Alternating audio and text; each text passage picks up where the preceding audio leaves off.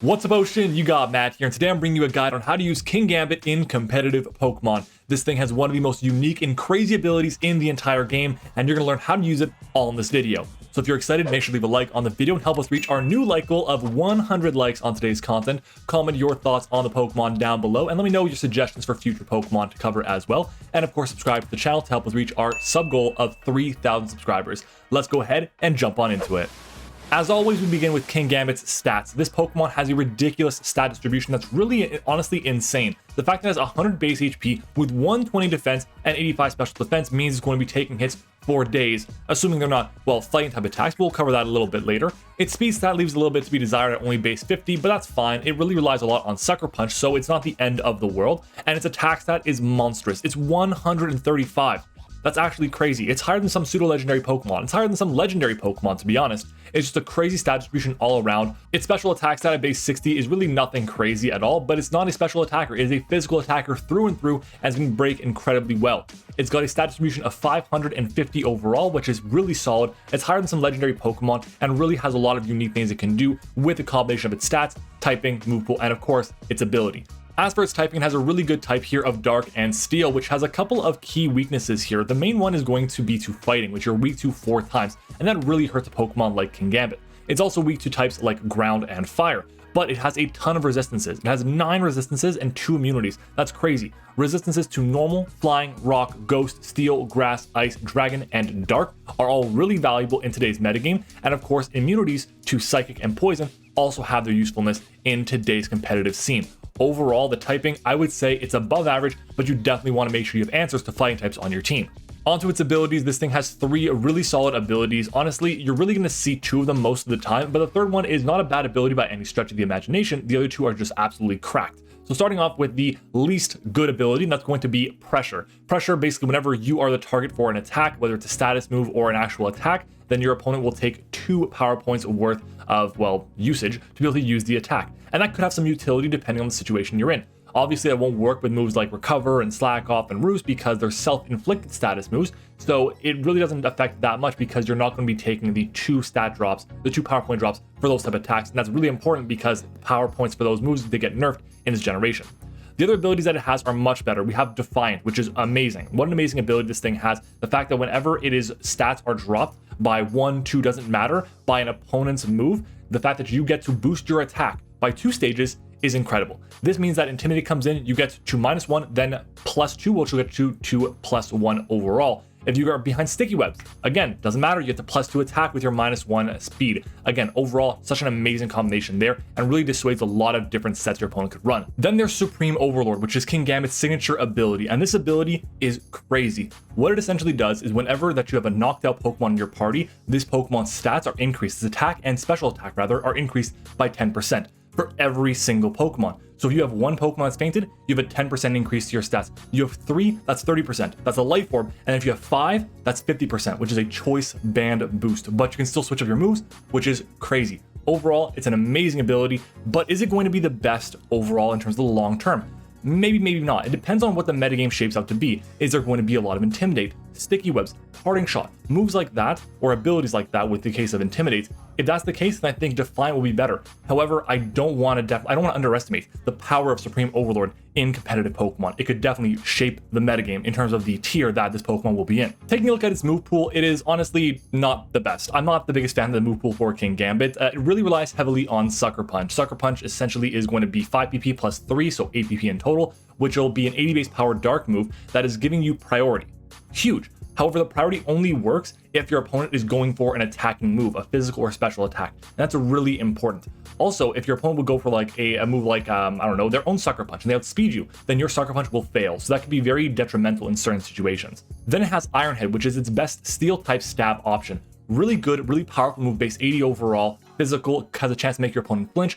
But wait, you're slow, like really slow. So it doesn't really matter that it has a chance to flinch. Probably not, but it's strong nonetheless. In terms of its Dark Stab, that is not going to be, well, priority options. We have Cowtown Cleave, which is 85 base power. It is the signature move for Kingambit, which I believe just means it has no chance to miss is the main thing. This move is really solid and is going to be the main dark move you're going to run on this Pokemon outside of Sucker Punch and maybe, just maybe, Night Slash, which could have its usefulness. It does have a high chance to crit, but that's really the only reason, even though it is less powerful than Kowtown Cleave. Other than that, it has moves like Stone Edge and Rock Tomb, which can be good in certain situations to deal with flying types or fire types. They can be really good for reducing speed in the case of Rock Tomb and just raw damage for Stone Edge. It has access to X-Scissor, which is, I guess, there for dark types like Wo-Chien maybe, which is 4 times effective to it, but not really that useful. It does have Low Kick to also deal with dark types, so keep that in mind as well. And that's going to be a bit better because the darks in this metagame are pretty heavy. You have access to Poison Jab, which is never going to be run because Iron Head is always better. You have Zen Headbutt to kinda-ish deal with the fighting types that are going to come in on you, maybe.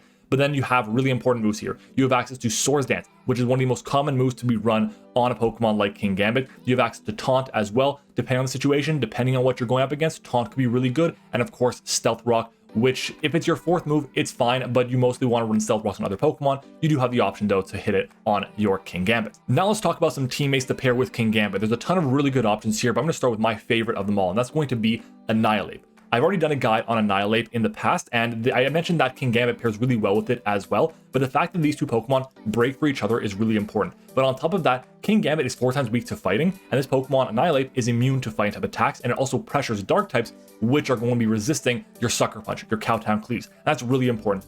It also gets access to U-Turn to get into the Kingambit, and it has its own way of breaking really effectively with the Bulk Up Rage Fist Rest set that is really popular right now.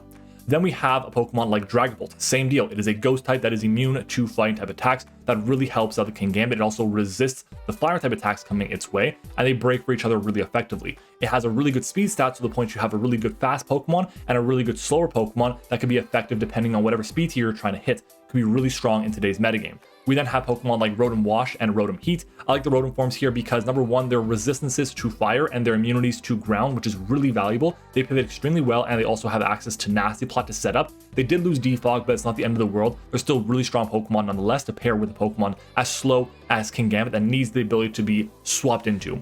Speaking of a Pokemon like Kingambit that again needs to be given free swaps, we have Siglazar with the move Shed Tail. Is absolutely critical for Kingambit because you get a free switch into it. Maybe you can even get to keep the sub up, which could be really useful depending on the situation you're in, and start setting up a Swords Dance or just breaking immediately. Definitely one of the scariest combinations is Siglazar and Kingambit. On top of that, we have Glimmora. The reason we have Glimmora here is because this Pokemon sets up all the hazards, which is good for 2 reasons. Number one, it's going to force Chip or Toxic Spikes on your opponent, which is again really valuable. And number two, it's going to force them to go for Defog. If they go for Defog and you bring in a Defiant Kingambit, you get a +2 boost in your attack, which is basically better than any boost you could have with the Supreme Overlord. So keep that in mind in the situations you have a Glimmora and a Kingambit on your team.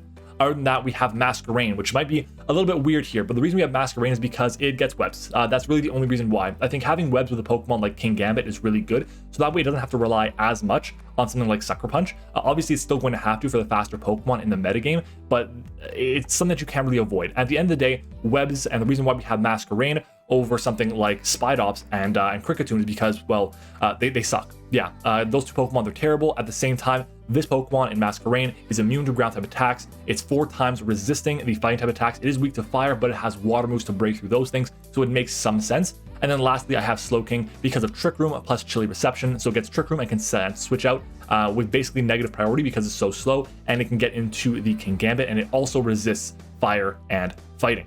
Moving on to some really good Terra types for this Pokemon. If you're going to Terastalize with this Pokemon here, I think the best type to do it is going to be the Ghost type. Obviously, it makes so much sense. Just like Tyranitar, you want to be able to force your opponent to be making a decision. Can I go safely for my fighting type attack? Yes or no? And if the answer is they think they can, you Terra Ghost, then you're now immune to the fighting type attack. Super, super useful.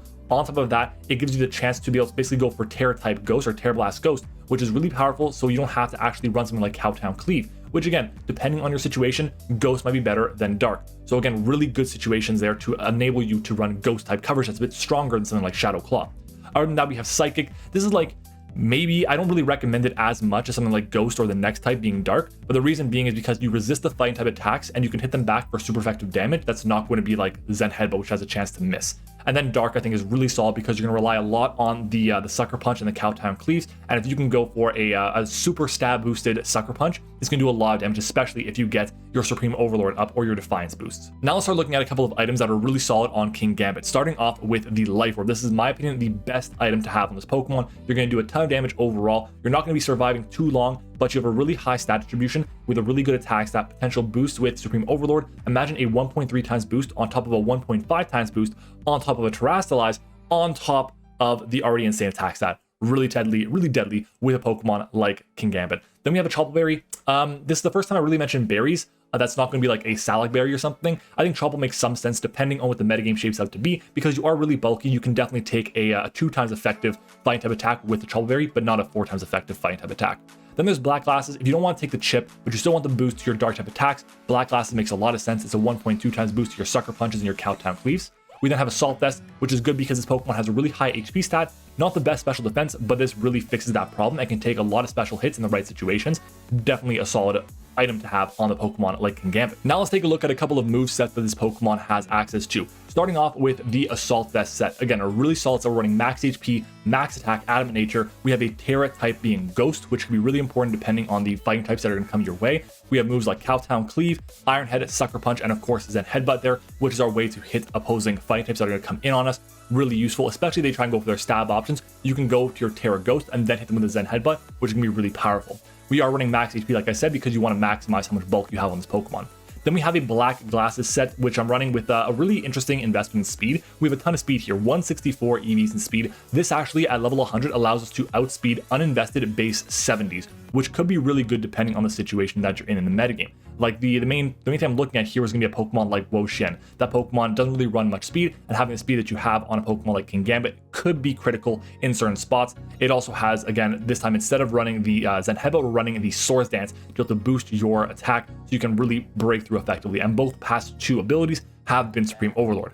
Moving on to another set, this is a Life Orb set with the Defiant now. Again, same speed as before. We have the speed for the no EVs on the base 70s at level 100, but our HP is also a Life Orb number. What does that mean? It means that our HP stat ends in a 9. So the fact that now we are reducing how much damage we're taking from the Life Orb as much as possible, and we put the rest into our defense, and we still have our max attack and our adamant nature. Same for moves. We're running Defiant this time around because we want to have a way to force in the Defogs, get that boost from the Life Orb and from the Defiant and from the Swords Dance potentially, and just break insanely well. Now we're going to talk about some predictions on where I think this Pokemon will land in different competitive metagames. We cover Smogon, VGC, and Draft League. Starting off with Smogon, I think this Pokemon is going to be a really good UU Pokemon. I don't think it's going to stick around in OU. I know it's a very good Pokemon overall, but the fact that we're already having so many good fighting types in the format, we just keep getting rid of non-fighting type Pokemon. Those fighting types like Iron Valiant, like Annihilate, are going to still be running house in the format and just causing so many problems for Kingambit. So I do think it'll fall to the UU tier just based on usage,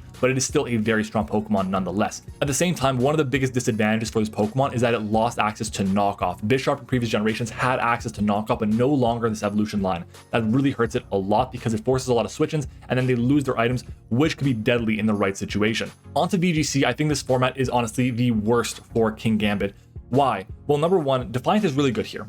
Obviously, Intimidate is very common in VGC, Defog not so much, but the main reason why I think it's not going to be as good is because Supreme Overlord is not going to be as strong. Because you only bring 4 Pokemon to VGC, you're only getting the boost for 3 of them at the most. So that's a Life Orb boost compared to a potential Choice Band boost. On top of that, I do think that it's going to pair really well with Trick Room, but Trick Room is not going to be, in my opinion, as good as it was in the last generation because of the lack of Trick Room setters, the lower decks that we have right now. Maybe with more DLC content, it's going to make a lot more sense to run this Pokemon in Trick Room, and Trick Room might be getting better. I just don't think that's the case for right now, and I do think that having a partner for it is really advantageous because they can focus on like redirecting moves and focus on just wearing things down. It could be advantageous depending on what your team composition is like. And then lastly is going to be Draft League. This is my specialty, and on a 17 to 18 point scale, we're looking at this Pokemon being around 12 to 13 points. I don't think it's going to be much higher than that at all because it's honestly, you can prep around it really well. The fact that there are so many fighting types already in the metagame, every team is going to have a good fighting type because there are so many of them, and they have ways to break through their stab options. This Pokemon is not going to live very often. If it was faster, it would make a bit more sense, I think, but because it's so slow, they'll just outspeed, hit you with like a Brick Break, a Close Combat, a Drain Punch, whatever it might be, and get the KO on you. And that's a problem here. It does force prep, however, which is important, and I do think that the power it has justifies it being in the 12 to 13 point tier for Draft Leagues. And that's all I've got for you guys today on Kingambit. This Pokemon is absolutely crazy, and if you guys learned anything new or enjoyed the video, then make sure to leave a like on the video and help us reach our new like goal of 100 likes. I'd also appreciate you lots of comments. Let me know what your thoughts are on the video, as well as if you think that there's any opportunities I can do to improve the series or which Pokemon you want to see next. And if you guys want to subscribe to the channel, I post guides all the time. I have, what, 20 plus guides already, which is absolutely crazy. And if you guys want to continue supporting our channel, you can go ahead and click the subscribe button and help us get to 3,000 subscribers by maybe the end of the year. Who knows? Now I want to give a big thank you to our YouTube channel members. Our level 1s are going to be Liv, Eric, Zeke, and Texas Man. Our level 2 is Tone, and our level 3 is Sully. Thank you all for the support. And if you guys want to join the channel as well and get your name shouted out too, then make sure to click the join button on your screen. Thank you all so much for watching the video. I hope you enjoyed it, and I'll see you all tomorrow.